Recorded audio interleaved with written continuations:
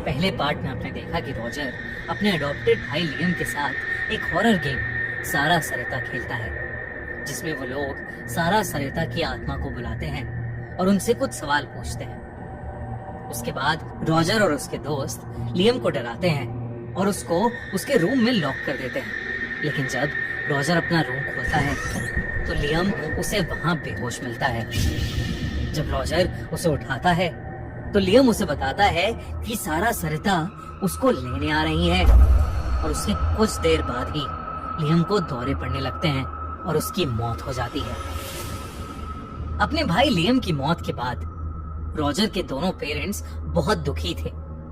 उन्होंने रॉजर से बार बार पूछा कि उस रात लियम के साथ उसने क्या किया था, लेकिन रॉजर ने उन्हें कभी सच नहीं बताया। उसने नहीं बताया कि उसने और उसके फ्रेंड्स ने मिलकर उस रात सारा सरिता नाम का एक हॉरर गेम खेला था।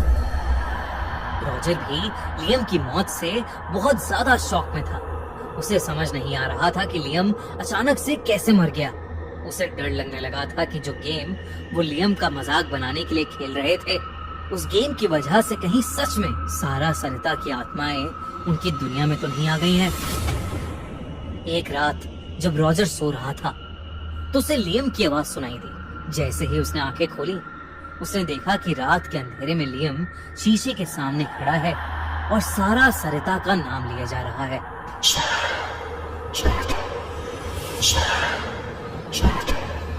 जैसे ही रॉजर ने लियम के कंधे पर हाथ रखा, लियम मुड़ा और उसका चेहरा बहुत ही भयानक लग रहा था। वो जोर से रॉजर पर चिल्लाया।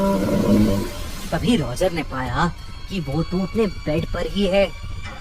उसे लगा कि शायद ये उसका कोई बुरा सपना होगा, लेकिन ये सपना अब रॉजर को हर रात बार बार आने लगा था। रॉजर ने अपनी फ्रेंड एमा को अपने सपनों के बारे में बताया और उसने एमा से ये भी कहा कि लियम मरने से पहले उससे कह रहा था कि उसे सारा सरिता दिख रही है और वो उसे अपने साथ ले जाना चाहती है।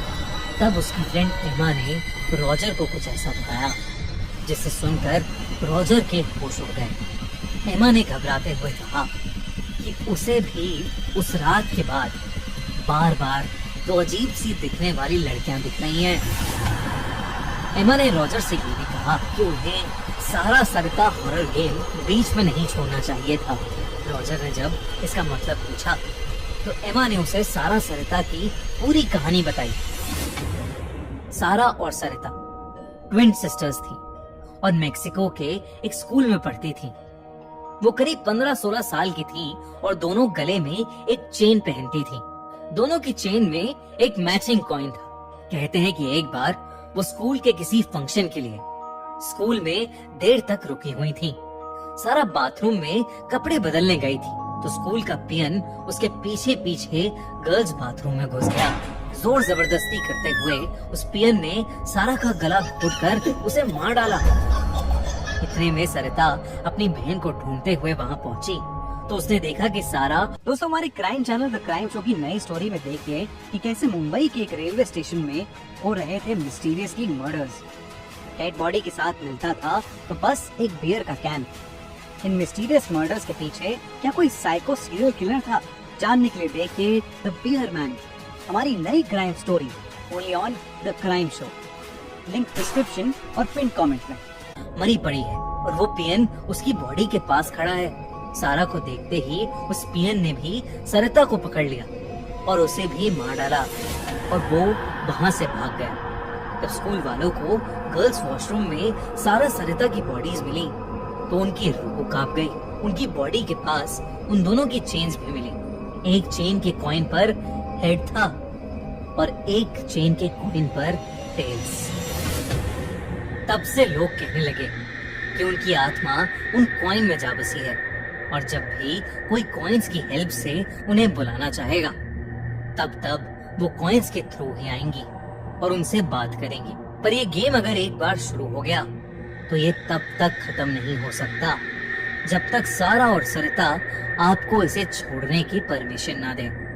एमा ने जब ये बात रॉजर को बताई तो रॉजर ने एमा से कहा कि एक बार फिर उन्हें सारा सरिता को बुलाना चाहिए और इस बार उन्हें उनसे गेम खत्म करने की परमिशन लेनी चाहिए। एमा और रॉजर के कमरे में सारा सरिता को एक बार फिर से बुलाने लगे। सारा सरिता, क्या हम तुम्हारा गेम खेल सकते हैं? ये बोलकर दोनों ने अपने हाथ में लिए कॉइन उछाले। दोनों कॉइन्स पर हेड्स आया, जिसका मतलब था यस। उन्होंने सारा सरिता से अगला सवाल पूछा, क्या तुम्हारा मर्डर हुआ था? और फिर से कॉइन्स उछाले।